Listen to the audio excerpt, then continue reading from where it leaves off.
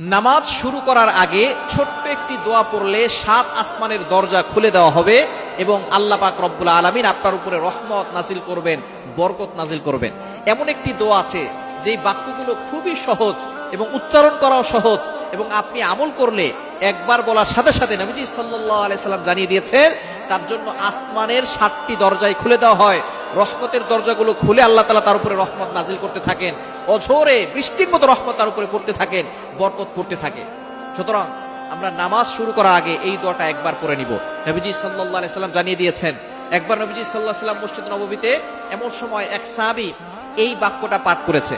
নবীজি সাল্লাল্লাহু আলাইহি সাল্লাম নামাজ শেষ করে বললেন, কে এই বাক্য পাঠ করেছো? কেউ কোনো কথা বলে না।